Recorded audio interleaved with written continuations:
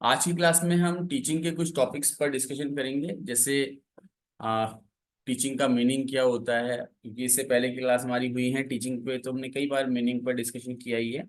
But आज फिर और एक बार देख लेंगे टीचिंग के टाइप्स कौन कौन से होते हैं, टीचिंग का क्या क्या लेवल होता है, तो और उसके क्या फीचर होते हैं। तो वन बाय वन देखते हुए चलते हैं। आप लोग सिर्फ सुनते हुए चलिए, बाकी पीडीएफ से आप इसको नोट कर लीजिएगा, ठीक है।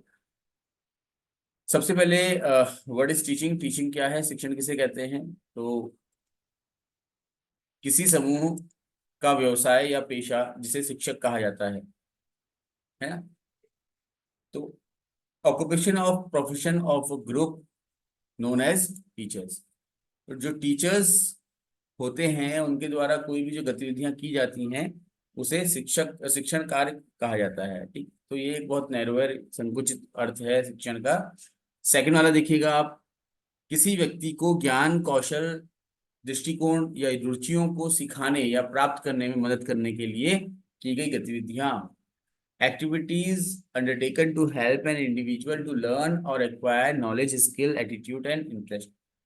तो बेसिकली टीचिंग यही है, जब भी हम किसी बच्चे को या किसी बड़े को जो भी सीखना चाह रहा है उसको उसके इंटरेस्ट के अकॉर्डिंग, उसके पोटेंशियल के अकॉर्डिंग कोई भी अगर नॉलेज दे पाते हैं तो हम कहेंगे कि हमने शिक्षण किया। उदाहरण के लिए, अगर आप लोग बड़े हैं सभी, आप योगा क्लासेस करने जाते हो एज अ बिगनर, तो वहां पर जो योगा टीचर आपका है वो आपको योगा के पोस्चर्स बनाने सिखा पाता है, तो वो कह सकते हैं कि उसने एक अच्छा टीचिंग किया है, ठीक है। ऐसे ही आप जब किसी बच्चे को जिसने कभी भी कोई एक टॉपिक पर्टिकुलर जो पढ़ा रहे हैं वो नहीं पढ़ा है, सपोज कि आप बच्चे को अगर गणित में ट्रायंगल पढ़ा रहे हैं, बच्चे ने कभी पढ़ा ही नहीं है, ठीक। और आप जो कुछ भी करें, कोई एक्टिविटी करें, कोई खेल करें, चाहे थ्योरेटिकली बच्चे को पढ़ाएं, चाहे बोर्ड में लिख के पढ़ाएं, चाहे एनिमेशन से पढ़ाएं, कुछ भी करें, किसी भी ऐसी एक्टिविटी से जिससे उसको ये कंसेप्ट क्लियर हो जाए कि ट्रायंगल होता क्या है एक्चुअली, तो हम कह सकते हैं कि आपने जितनी गतिविधियां की हैं वो सब क्या है, शिक्षण का ही भाग है, उन्हीं को हम टीचिंग कहते हैं, ठीक है। इसका संबंध समाज की सामाजिक संरचनाओं, सांस्कृतिक परिवेश, मूल्यों, आदर्शों से है। तो it is related to social structures, culture, environment, values, ideals of the society. शिक्षण कार्य जब भी हम करते हैं उसमें हम क्या पढ़ाएं बच्चे को, हम बच्चे को क्या सिखाएं, क्या वैल्यूज डेवलप करें बच्चे की, तो वो सारा निर्धारण जो है वो सब कुछ आपका सोसाइटी से ही होता है। सोसाइटी की जो नीड होती है, सोसाइटी के जो वैल्यूज होते हैं, है ना, उसके अकॉर्डिंग हम बच्चे को सिखा रहे होते हैं। इसीलिए जो शिक्षण है वो सोशल स्ट्रक्चर से रिलेटेड होता है, कल्चर एनवायरनमेंट से रिलेटेड होता है, वैल्यूज से आइडियल से रिलेटेड होता है। शिक्षण व्यवहार के प्रकार, टाइप्स ऑफ टीचिंग तीन तरह के होते हैं, पहले भी कभी आया होगा डिस्कशन में, तो है ना। तीन तरह की टीचिंग होती हैं आपकी। पहला इसमें है देखिएगा, एक सत्तात्मक, जिसको हम अथॉरिटेरियन कहते हैं। अमूमन ये माना जाता है कि पहले गुरुकुल का जो समय हुआ करता था या फिर पहले प्राचीन काल में जो शिक्षण होता था, जहां पर किताबें नहीं होती थी किसी प्रकार से, या होंगी भी तो बहुत मुश्किल से मिलेंगी, हाथ से लिखी हुई किताबें होंगी क्योंकि प्रिंटिंग प्रेस तो बाद में छपी है ना। तो उस समय क्या था कि नॉलेज सिर्फ एक गुरु को हुआ करता था। अगर कुछ जानना है तो गुरु के पास जाना पड़ेगा, कुछ भी आपको पढ़ना है, सीखना है, कोई भी स्किल सीखना है तो आपको गुरु के पास ही रहना पड़ेगा। इवन दो आपने अपने पुराणों में कई उदाहरण देखे हैं, चाहे श्री रामचंद्र हुए, चाहे कृष्ण जी हुए, चाहे महात्मा बुद्ध ही क्यों ना हुए, चाहे कोई भी हुआ हो महान व्यक्ति, उनको गुरु की आवश्यकता पड़ी है, क्योंकि उस समय source of knowledge, source of information सिर्फ टीचर हुआ करता था। तो जब टीचर सोर्स ऑफ इंफॉर्मेशन होता था तो उस समय क्या है कि वो अपने अकॉर्डिंग जो चाहे, जिसको चाहे उसको अपना शिष्य बनाएगा, जिस जैसे चाहे वैसे पढ़ाएगा, जब मन करेगा तब पढ़ाएगा, जब मन नहीं करेगा तो नहीं पढ़ाएगा। इस प्रकार से डोमिनेट करता था वो, किसको, टीचिंग लर्निंग प्रोसेस को। टीचर जब तक राजी नहीं होगा आप कुछ नहीं सीख सकते। तो टीचिंग लर्निंग प्रोसेस स्टार्ट ही तब होगी जब टीचर चाहेगा, तो इसीलिए इसको अथॉरिटेटिव टीचिंग बिहेवियर कहा जाता है, ठीक है। क्लासरूम की अगर हम बात करें तो आज भी कहीं ना कहीं देखने को मिलता है कि कई हद तक आज भी हम अथॉरिटेरियन टीचिंग बिहेवियर को फॉलो कर रहे हैं। कैसे कर रहे हैं? क्योंकि क्लास में हम जाते हैं, एक टॉपिक हमने पढ़ाना होता है कोई सब्जेक्ट का, तो हम उसको पढ़ाना शुरू कर देते हैं और उसके बाद सीधे हम बच्चों से कुछ प्रश्न पूछते हैं, कुछ क्वेश्चन देते हैं, होमवर्क देते हैं, क्लास ओवर। तो ये जो तरीका है पढ़ाने का, ये अथॉरिटेरियन टीचिंग बिहेवियर का ही है। दूसरा होता है लोकतांत्रिक शिक्षण व्यवहार, डेमोक्रेटिक टीचिंग बिहेवियर। क्या होता है? डेमोक्रेसी क्या होती है? डेमोक्रेसी तो आप जानती हैं ना, हम हमारे जो कंट्री वो भी डेमोक्रेटिक कंट्री के अंदर आता है, जहां पर हर इंसान को महत्व दिया जाता है, चाहे वो गरीब हो, चाहे अमीर हो, चाहे निचली पिछड़ी आगे, जैसे भी धर्म, जैसे भी जाति का हो, हर व्यक्ति महत्वपूर्ण होता है। मनुष्य को उसकी जाति, उसके धर्म, उसके रंग, उसके आर्थिक स्थिति से ना देख करके उसको एक मानव के रूप में देखा जाता है। तो वहां पर डेमोक्रेटिक इन्वायरमेंट होता है। तो अगर हम क्लासरूम की बात करें तो क्लासरूम में ये माना जाए कि हर बच्चा जो बैठा हुआ है वो किसी न किसी बात को जानता है, कुछ ना कुछ नॉलेज उसको है, उसके अपने कुछ वैल्यूज है, अपने कुछ उसके नीड्स है, और नीड्स को, उन वैल्यूज को रिस्पेक्ट करते हुए जब हम टीचिंग प्लान करते हैं, वहां पर बच्चे से भी हम राय लेते हैं, बच्चे से भी बातचीत करते हैं, तो ऐसा इन्वायरमेंट आपका डेमोक्रेटिक टीचिंग बिहेवियर कहलाता है। फिर आता है लेजे फेयर, हस्तक्षेप रहित। अब यहाँ पर किसी प्रकार का कोई हस्तक्षेप ना ही टीचर का होता है, ना ही किसी किताब का होता है। बच्चा जैसा सीखना चाहेगा वैसा सीखेगा। टीचर का काम यहाँ पर सिर्फ एक सुगमकर्ता के रूप में होता है, यानी एक फैसिलिटेटर के फॉर्म में होता है। ठीक है? जैसे आप लोग मॉल तो जाते होंगे ना, जब आप कहीं भी किसी मॉल में जाते हैं, आजकल जो डिपार्टमेंटल स्टोर बन गए हैं, तो क्या करते हैं आप जो कुछ आपको सामान चाहिए होता है, किसी जिस फ्लोर पे या जिस कॉर्नर पे वो सामान मिल रहा होता है, वहां जाते हैं, चेक करते हैं, ट्राई करते हैं और सीधे आकर के बिल कटवा लेते हैं। तो क्या यहाँ पर आपको किसी से कोई हेल्प लेने की जरूरत पड़ी क्या? नहीं पड़ी। ऐसे ही लेजे फेयर टीचिंग बिहेवियर में होता है कि क्लासरूम को कुछ ऐसे डेवलप किया जाता है कि बच्चा आता है, बच्चा जब आ रहा होता है उससे पहले से ही प्लान होता है, पहले से ही आपका सब कुछ डिजाइड होता है। बच्चा आकर के कहीं ना कोई चीज देख करके वो उसको सीखने के लिए मोटिवेट होता है और खुद से प्रश्न करने लगता है, खुद से सीखने लगता है, और उस दौरान वो टीचर से कुछ एक आध हेल्प ले लेता है। ये कुछ ऐसा ही है कि जब आप मॉल में कोई कपड़ा खरीद रहे हैं, आपको अपने साइज का कपड़ा नहीं मिलता है, उस समय आप ढूंढते हैं कि सेल्स पर्सन कहाँ है और उससे पूछते हैं कि ये साइज का कपड़ा कहाँ मिलेगा। तो यही चीज क्लासरूम के अंदर बच्चे के साथ होती है। ठीक है? तो क्या हो रहा है कि बच्चा खुद से ही सीख रहा है। आप मॉल के अंदर खुद से ही कपड़े ढूंढ रहे हो, किसी से पूछ नहीं रहे हो। तो बच्चा भी क्या है, ऐसे ही खुद ही सीख रहा है। हाँ, जहां पर जरूरत पड़ी उसको, जहां पर कठिनाई हुई वहां पर उसने टीचर से थोड़ा सा राय मशवरा किया और सीखना शुरू कर दिया। तो इस प्रकार की जो टीचिंग होती है इसको हम लेजे फेयर टीचिंग बिहेवियर कहते हैं। अब थोड़ा सा डिटेल इनके बारे में जो लिखा हुआ है उसको देख लीजिएगा, है ना। ये क्योंकि सिलेबस में नहीं है तो इसलिए ज्यादा चर्चा इस पर नहीं करूंगा। ठीक है, ये आप लोग देख लीजिएगा। एक सत्तात्मक शिक्षण व्यवहार, अथॉरिटेरियन टीचिंग बिहेवियर। शिक्षण एक अधिक परिपक्व व्यक्ति और कम परिपक्व व्यक्तित्व के बीच एक अंतरंग संपर्क है, जिसे बाद वाले की शिक्षा को आगे बढ़ाने के लिए डिजाइन किया गया है। Teaching is N intimate contact between a more mature personality and a less mature. More mature कौन होगा? टीचर होगा। लेस मैच्योर कौन होगा? बच्चा होगा। ठीक है? तो अथॉरिटेरियन टीचिंग बिहेवियर में जो टीचिंग है उसको कुछ इस तरीके से डिफाइन किया गया है कि जहां पर एक टीचर जो कि मैच्योर है, मोर मैच्योर है, वो एक बच्चे को, जो बच्चा कुछ जानता ही नहीं है, लेस मैच्योर है, उसको मैच्योर बनाने के लिए कुछ भी काम कर रहा है। इसकी कुछ विशेषताएं होती हैं, विशेषताएं जान लेते हैं थोड़ा बहुत इसकी, है ना। देखो, सबसे पहले तो ये आपका शास्त्रीय सिद्धांत पर आधारित है, यानी कि बहुत पुराना, यानी कि प्राचीन कह लीजिए इसको, शास्त्रीय कह लीजिए, आपकी मर्जी। क्लासिकल थ्योरी ऑफ लर्निंग पर बेस्ड है। अभी क्लासिकल मतलब बहुत पुराने धरने से चला आ रहा है उस पर। ठीक? इस धारणा के आधार पर कि शिक्षार्थी मुख्य रूप से निष्क्रिय है। इसमें क्या है, बच्चा पैसिव होता है। ठीक है? और कोई कार्य आरंभ करने में असमर्थ है। जब बच्चा कुछ कर ही नहीं सकता है तो वो एक्शन लेगा कैसे? ठीक है? अच्छा, मुझे एक चीज बताइए, आप कभी कहीं जाना है, आपको देर हो रही है, बस में बैठे हुए हैं, ड्राइवर नहीं आ रहा, क्या आप बस में ड्राइविंग सीट में बैठ के उसको चलाने की हिम्मत कर पाएंगे, अगर आपको चलाना आता ही नहीं है तो? बोलो, नहीं कर पाओगे ना। तो इसी तरीके से इनका ये मानना होता है कि बच्चे को तो कुछ आता ही नहीं है। अब जब कुछ आता ही नहीं है उसको, तो क्या करेगा? कुछ भी नहीं कर सकता। ठीक है। तो इस धारणा पर ये आधारित है।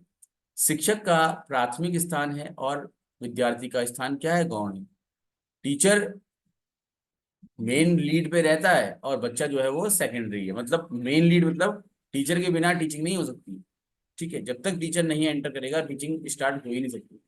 तो बच्चे गौण हैं और टीचर क्या आपका प्राथमिक है। इस प्रकार का शिक्षण स्मृति स्तर का होता है। स्मृति स्तर मतलब रटने पर बल दिया जाता है। टीचर पढ़ा रहा है, बच्चा सुन रहा है, और कभी कभार क्या होता है, टीचर ने जो बताया बच्चे को समझ में आया ही नहीं, लेकिन अब उसको रटना पड़ जाएगा। तो रोड मेथड पर ये बेस्ड होता है, और इसीलिए इसमें सिर्फ मेमोरी लेवल तक ही विकास हो पाता है बच्चे का। ठीक है। सवाल उठाने, आलोचना करने की कोई गुंजाइश नहीं होती। No scope for questioning and criticising. Teacher जैसा पढ़ा रहा है बच्चे को पढ़ना पड़ेगा। बच्चा किसी भी आधार पर प्रश्न नहीं कर सकता। ठीक है, अगर उसने प्रश्न किया तो उसको स्कूल से या क्लास से निकाल दिया जाएगा। तो इस प्रकार की ये टीचिंग होती है। अब आते हैं हम नेक्स्ट, लोकतांत्रिक शिक्षण व्यवहार पर। लोकतंत्र क्या होता है मैंने बताया आप लोग को, जहां पर हर व्यक्ति का अपना महत्व होता है। तो इस शिक्षण व्यवहार की परिभाषा ये है कि शिक्षण को एक संवादात्मक, ठीक है, इंटरेक्टिव मतलब अंतःक्रिया, संवादात्मक प्रक्रिया के रूप में परिभाषित किया गया है। इसमें मुख्य रूप से कक्षा में बातचीत क्या होती है? कक्षा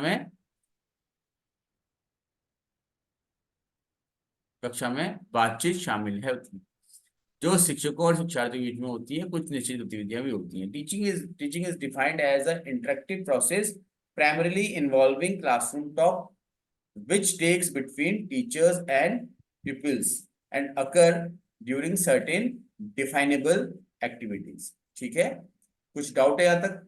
तो सामान्य बात है, क्लासरूम में आप गए हैं, आप बच्चों से बातचीत कर रहे हैं। अथॉरिटेटिव में आप बातचीत नहीं कर रहे थे, आप गए, आपने बोला ये पेज पीछे निकालो, थोड़ा सा। पढ़ना शुरू कर दिया, आपने पढ़ाना शुरू कर दिया। ठीक है, यहाँ पर आप ऐसा नहीं कर रहे हैं। यहाँ पर आप जो भी पढ़ा रहे हैं उससे संबंधित कुछ बातचीत कर रहे हैं, कुछ प्रश्न कर रहे हैं, कुछ चर्चा कर रहे हैं, और इस प्रकार से आपकी टीचिंग हो रही है। ठीक है। फिर है विशेषताएं। क्या क्या विशेषताएं हैं? तो सबसे पहले तो देखिएगा, कोई पॉइंट अगर आप लोग को नहीं आ रहा हो समझ में, पूछना तो पूछ लीजिएगा। हाँ,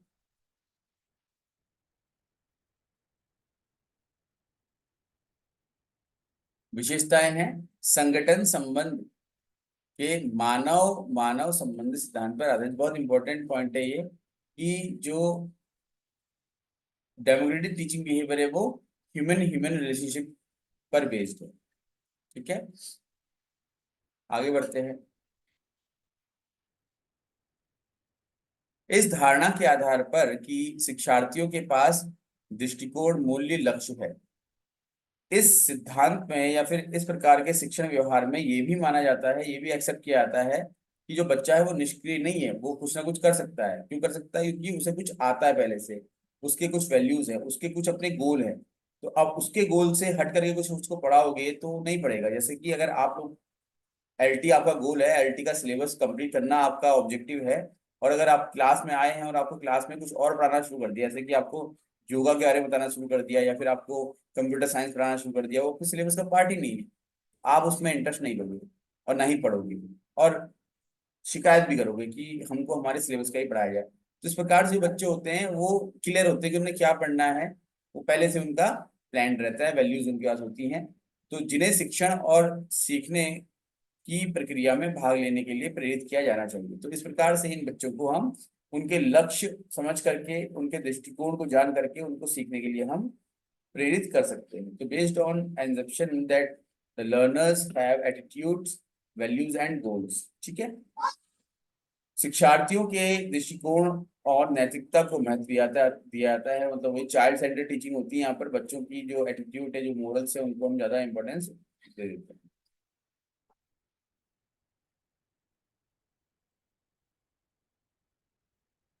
फिर है हस्तक्षेप रहित शिक्षण व्यवहार। तीसरा जो प्रकार है शिक्षण का वो होता है आपका लेजे फेयर टीचिंग बिहेवियर। और प्रेजेंट टाइम पे जो हमारा एनसीएफ 2005 है ना, ठीक है, तो एनसीएफ 2005 में इसी शिक्षण व्यवहार की बात की गई है। एनसीएफ 2005, अब तो 2023 भी आ गया है। तो शिक्षण एक ऐसी स्थिति है, स्थिति की व्यवस्था और गणना है जिसमें अंतराल और बाधाएं होती हैं, जिन्हें एक व्यक्ति दूर करना चाहता है और जिससे वह ऐसा करने में उसके दौरान सीखता भी है। तो teaching is an arrangement manipulation of an situation of a situation in which there are gaps and obstructions which an individual will seek to overcome and from which he will learn in the course schools। बच्चा जो कुछ भी problems होती हैं उनको देख करके समझ करके उन प्रॉब्लम्स को दूर करने का प्रयास करता है, और ऐसा करते हुए ही वो सीख जाता है। ठीक है, विशेषताएं देखते हैं इसकी। तो सबसे पहली विशेषता जो कि सबसे इंपॉर्टेंट है वो ये है लेजे फेयर टीचिंग बिहेवियर की। हाँ, वो ये है कि ये जो शिक्षण है आपका ये टास्क और रिलेशनशिप सेंटर्ड है। तो ये संगठन के आधुनिक सिद्धांत पर आधारित है जो कि कार्य एवं संबंध केंद्रित होता है। इस धारणा पर आधारित है कि ये शिक्षार्थी निर्णय लेने वाले, अभी तक तो हम ये मान के चल रहे थे अथॉरिटेरियन में कि टीचर शिक्षार्थी जो है वो कुछ नहीं कर सकते। फिर हमने डेमोक्रेटिक में देखा कि शिक्षार्थी जो है, लर्नर्स जो हैं, स्टूडेंट्स हैं, उनके अपनी कुछ वैल्यूज होती है, कुछ नीड्स होती है। हमें समझना है, टीचर को समझना है कि क्या नीड्स है, क्या वैल्यूज हैं, और हमको पढ़ाना है। ठीक है, बच्चे वहां भी कुछ खास नहीं कर रहे, लेकिन यहाँ पर तो बच्चे खुद ही कर रहे हैं सब कुछ। आपने सिर्फ प्रॉब्लम देनी है, बच्चा सॉल्व करेगा। आपने प्रॉब्लम देनी है, बच्चा सॉल्व करेगा और सीख जाएगा। समस्या का समाधान करने वाले होते हैं। शिक्षक का काम शिक्षार्थी के लिए अधिगम वातावरण निर्माण करना होता है, ये बहुत इंपॉर्टेंट है। ठीक है, छात्र शिक्षकों से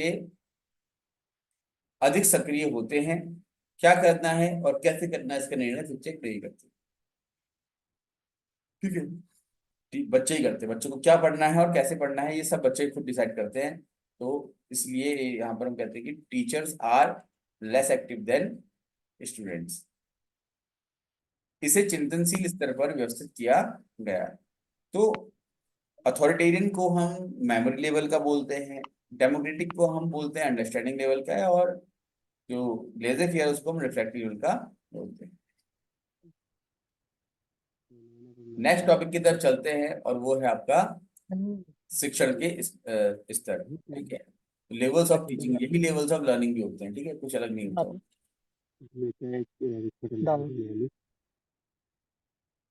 तो आप लोग का माइक अनम्यूट हो रहा है, अगर कुछ प्रश्न पूछना है तो वही माइक अनम्यूट होना है। ठीक है, तो शिक्षण के 3 स्तर होते हैं। जैसे 3 प्रकार थे वैसे स्तर भी 3 हैं। पहला प्रकार था ऑथोरिटेरियन, और वो आपका स्मृति स्तर पर आधारित होता है। दूसरा प्रकार था आपका डेमोक्रेटिक, और वो आपका बोध स्तर पर आधारित होता है। तीसरा था आपका लेजे फेयर, वो चिंतन स्तर पर आधारित होता है। ठीक है, तो पहला वाला जो है उसको हम देख लेते हैं, शिक्षण का स्मृति स्तर, मेमोरी लेवल ऑफ टीचिंग। तो पहला तो ये है कि ये बहुत ही कम आपका विचारशील होता है, बहुत कम थॉटफुल होता है। अगर आप मेमोरी लेवल की टीचिंग कर रहे हैं तो ये आपको इस बात का बिल्कुल ध्यान नहीं देना है कि बच्चा कैसे सीखेगा, क्या सीखेगा। आपको सिर्फ पढ़ाना है, बच्चा उसे रटेगा और याद कर लेगा। तो रटने पर इस पर बल दिया जाता है। मुख्य उद्देश्य क्या होते हैं इसमें, तो तथ्यों सूचनाओं का ज्ञान प्रदान करना, ये प्राप्त करना लिखा है, प्रदान करना, पुनः स्मरण और पहचान, मतलब वही कि मेमोरी लेवल यानी रटने से संबंधित जितना भी कुछ बच्चा पढ़ सकता है वही कंटेंट बच्चे को देना है। ऐसा कंटेंट जिसमें बच्चे को दिमाग लगाना पड़े, सोचना पड़े, वो कंटेंट नहीं देना, क्योंकि यहाँ पर लीस्ट थॉटफुल हम पढ़ रहे हैं इसमें। ठीक है, शिक्षक की भूमिका प्रभुत्वशाली सत्तावादी समझने की परवाह किए बिना बताना। डोमिनेंट होता है, अथॉरिटेरियन होता है, और बच्चे को समझ में आएगा नहीं आएगा इस बारे में नहीं सोचता। उसका काम होता है सिर्फ सिलेबस पूरा कराना। ठीक है, मैंने पहले भी कहा आपसे कि हम भले ही कितना कुछ बात कर ले, लेकिन टीचिंग का जो टाइप हमारा ऐसा ही है। अभी भी क्लास जो चल रही है उसमें आप देखिएगा कि मैं पढ़ाते जा रहा हूँ, आप सुनते आ रहे हैं। तो एक प्रकार से ये भी क्या है, अथॉरिटेरियन टीचिंग ही चल रहा है ना। शिक्षक की भूमिका तो बता दिया आप लोगों को। अभिप्रेरणा की प्रकृति, अच्छा अभिप्रेरणा क्या होती है बताओ, मोटिवेशन किसे कहते हैं?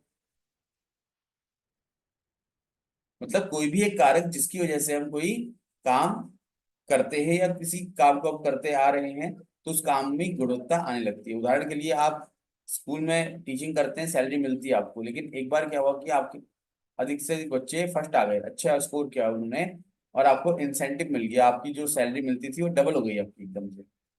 तो क्या हुआ, आपका बाहरी अभिप्रेरणा। आप तो ऐसे ही पढ़ाते जा रहे थे, लेकिन जैसे ही आपको बाहर से बोनस मिला या एक्स्ट्रा पैसा मिला, आपने कहा कि अब मैं और मेहनत करूंगी और अच्छे से पढ़ाऊंगी, तो क्या है, बाहरी अभिप्रेरणा। ठीक है। बच्चे का पढ़ने का मन नहीं कर रहा, बच्चा कुछ नहीं करना चाह रहा है, वो बस रील्स देखने आ रहा है फेसबुक पे या फिर इंस्टा पे। अभी क्या होता है कि पापा बोलते हैं बेटा आज तू 2 दिन ढंग से पढ़ ले बिना फोन हाथ लगाए, मैं तेरे को एक आईफोन गिफ्ट कर दूंगा 1.5 लाख वाला। तो अब बच्चा आईफोन मिलेगा इस लालच में 2 दिन तक फोन देखता ही नहीं है और पढ़ाई में ध्यान देता है पूरा। तो क्या है, प्रेरणा कहाँ से मिल रही है, बाहर से मिल रही है, अंदर से नहीं कर रहा है उसका पढ़ने का मन, वो सिर्फ मोबाइल फोन के लालच में पढ़ाई करता है। ठीक है। फिर आगे बढ़ते हैं। शिक्षण विधियों की प्रकृति कैसी होती है यहाँ पर, तो क्योंकि रटने पर ध्यान देना है तो शिक्षण विधियां भी क्या है, रटने वाली हो जाएंगी। तो विषय और शिक्षक केंद्रित विधियां होती हैं, रटने पर अधिक ध्यान दिया जाता है। कक्षा कक्ष का वातावरण कैसा होगा, एक पक्षी हो जाएगा। टीचर बोल रहा है बच्चे सुन रहे हैं, टीचर बोल रहा है बच्चे सुन रहे हैं, तो बच्चे बोर हो जाते हैं ऐसे में। अब आप कभी किसी फंक्शन में जाते हो या फिर किसी आप नेता के भाषण सुनने जाते हो, आप बैठे रहते हैं, नेता बोलते रहते हैं, तो आपको नींद आने लगती है, होता नहीं होता ऐसा? लेकिन वहीं पर अगर आप कभी किटी पार्टी में जाते हो अपने फ्रेंड्स के साथ, या फिर बॉयज जो है अपने फ्रेंड्स के साथ बैठते हैं कहीं, ठीक है, पार्टी शार्टी में, तो वहां पर क्या होता है, आप सब बात कर रहे होते हैं तो बोर नहीं होते हैं, होता है ना ऐसा? तो जहां पर सब लोग इन्वॉल्व रहेंगे, इंटरेक्ट करते रहेंगे, बोलते रहेंगे, तो बोर नहीं होंगे। जहां पर एक ही लोग बोलेगा, बाकी सब चुप रहेंगे, तो वो बोर हो जाएंगे। ठीक है। तो कक्षा वातावरण कैसा होता है आपका, बहुत ज्यादा उदासीन, यानी कि बहुत ही dull, one sided affair of teacher with no interaction.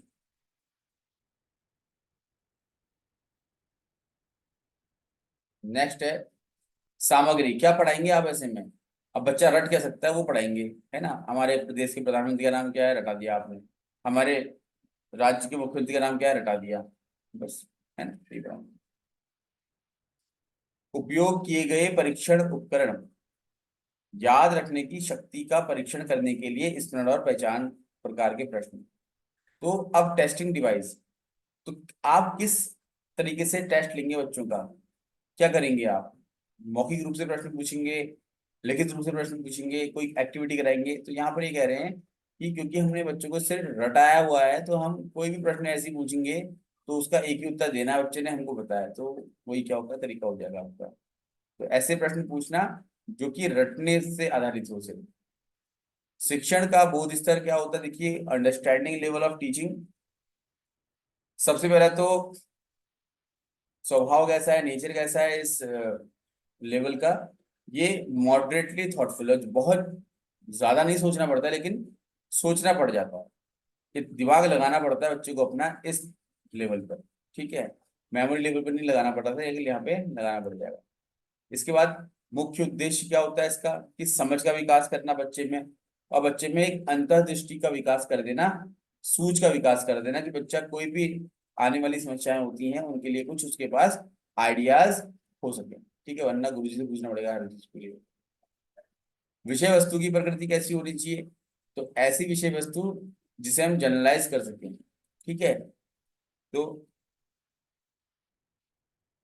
सामान्यीकरण कर पाने वाली और अनुप्रयोग के लिए सार्थक अनुक्रमित प्रस्तुति। ठीक है, तो ऐसी विषय वस्तु यहाँ पे बच्चे को दिमाग लगाना पड़े, समझना पड़े, उसकी समझ का विकास हो सके, ऐसी विषय वस्तु का हमने प्रयोग करना है। शिक्षक की भूमिका कैसी होगी, वैसी ही होगी जैसे अथॉरिटेटिव में थी, बस थोड़ा चेंज हो जाएगा कि वो बच्चों को थोड़ा महत्व देगा।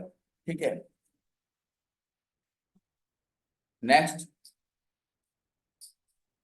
प्रेरणा की प्रकृति कैसी होगी, बाहरी हो जाएगी, क्योंकि इसमें भी अभी तो टीचर का ही रोल ज्यादा है ना?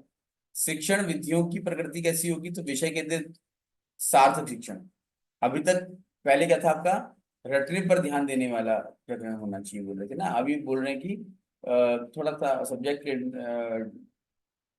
सेंटर तो है ही, लेकिन ऐसा हो कि बच्चों को जो पढ़ा रहे हैं आप उसका अर्थ समझ में आने लगे, वो उस विषय को समझने लगे हैं धीरे धीरे। ठीक है, नेक्स्ट की तरफ चलते हैं। कक्षा का वातावरण कैसा होगा? तो शिक्षक को बड़ी भूमिका प्रदान करने की दृष्टि से मध्यम होगा। तो कक्षा का वातावरण कैसा होगा? बिल्कुल नॉर्मल, बहुत ज्यादा हाई फाई नहीं, बहुत ज्यादा डल नहीं, एवरेज रहेगा। ठीक है, कौन से परीक्षण उपकरणों का प्रयोग करेंगे? बच्चों की समझ का विकास आप कर चुके हैं। अब जब समझ का विकास कर दिया, टिप्पणी पूछेंगे आप बच्चों से, कुछ व्यवहारिक प्रश्न पूछेंगे जिसके बच्चे अपने मन से उत्तर देने लगेंगे। ठीक है, फिर हम चलते हैं शिक्षण के तीसरे स्तर की तरफ। शिक्षण का चिंतनशील स्तर यानी कि रिफ्लेक्टिव लेवल ऑफ टीचिंग। तो पहले तो इसका नेचर कैसा होता है इस टीचिंग का? ठीक है, मोस्ट थॉटफुल, बहुत ज्यादा इसमें सोचना पड़ता है बच्चे को, बहुत ज्यादा दिमाग लगाना पड़ता है। इसका उद्देश्य क्या होगा? स्वतंत्र समस्या समाधान, मतलब बच्चों में प्रॉब्लम सॉल्विंग का जो एक एटीट्यूड है वो डेवलप करना। ठीक है, और सोच के लिए नई अंतर्दृष्टि को प्रतिबिंबित करने और खोजने की बड़ी हुई क्षमता के साथ अर्जित तथ्यों को समझाना। मतलब कुल मिलाकर के आपने बच्चे में समस्या समाधान का गुण पैदा कर दिया, कौशल पैदा कर दिया, और अब बच्चा क्या है, अपनी उसकी इंसाइट डेवलप होने लगती है और इंसाइट की हेल्प से वो आने वाली समस्याओं का समाधान करने लगता है। ठीक है, आगे बढ़ते हैं नेक्स्ट की तरफ। विषय वस्तु की प्रकृति कैसी होगी? तो अभी विषय वस्तु की कोई प्रकृति नहीं होगी, बिल्कुल ओपन एंडेड रहेगा। ठीक है, जो कि प्रॉब्लम ओरिएंटेड होगा, समस्याएं होंगी, उन समस्याओं का समाधान बच्चा करते हुए चलेगा। ठीक। फिर है शिक्षण विधियों की प्रकृति कैसी होगी? समस्या केंद्रित, सृजनात्मक, प्रॉब्लम सॉल्विंग जो होते हैं, इंक्वायरी मेथड हो गया, प्रॉब्लम सॉल्विंग हो गया, है ना, प्रोजेक्ट मेथड हो गया, असाइनमेंट्स, ये सब कुछ इसके अंदर आ जाएंगे आपके। प्रेरणा की प्रकृति कैसी हो जाएगी? आंतरिक हो जाएगी, क्योंकि यहाँ पर बच्चे का जब मन करेगा वो तब सीखेगा। ध्यान दीजिएगा कि यहाँ पर बच्चा, अभी तक तो बच्चा किसी लालच में सीख रहा था, पढ़ रहा था, अब बच्चा उसके अंदर से मन कर रहा है, वो क्लासरूम में आया, उसने उसको पढ़ने के लिए कह ही नहीं रहा कोई। आप सोचिए ना, क्लास में बच्चा एंटर कर रहा है, टीचर पढ़ने के लिए कह ही नहीं रहा, बच्चा आसपास देख रहा है, उसने एक मैप देखा, उसके मन में इच्छा हुई ये मैप किसका है पूछने की, टीचर से पूछा सर ये मैप किसका है? ये मैप बेटा लिखा है, पढ़ लो। तो उसने पढ़ा, बोला अरे सर ये तो वर्ल्ड मैप है, ये तो पूरे दे मतलब विश्व का है, इसे इंडिया कहाँ पर है? टीचर ने बोला पहचानो, बच्चे ने पहचान कर ली। तो इस प्रकार से बच्चा खुद ही सीख रहा है, खुद ही जो मन कर रहा है वो पूछ रहा, बस टीचर उसको आंसर दे दे रहा है, तो बच्चा खुद ही सीख रहा है। ठीक है, शिक्षक की भूमिका लोकतांत्रिक सहयोगी, केवल सुगमकर्ता के रूप में टीचर यहाँ पर रहेगा। ठीक। फिर है प्रयुक्त परीक्षण उपकरण। अब परीक्षण कैसे होंगे भैया? हमने ओपन एंडेड लर्निंग के लिए मौका दिया बच्चे को, तो अभी क्या है, सारे ही परीक्षण जो है ओपन एंडेड हो जाएंगे। बच्चे से निबंध लिखवाएंगे, हम कोई टिप्पणी लिखवाएंगे, कुछ एक्टिविटीज करवाएंगे, तो इस प्रकार का हमारा इवेल्युएशन होगा, टेस्टिंग डिवाइस यूज करेंगे हम। ठीक है, तो अभी इस क्लास को इतना ही कर रहे हैं, आगे की क्लास में हम फिर शिक्षण के चरण इस पर डिस्कशन करेंगे, तो आप इमीडिएटली रिज्वाइन कर लीजिएगा। ठीक है ना, सभी लोग रिज्वाइन करेंगे इमीडिएटली।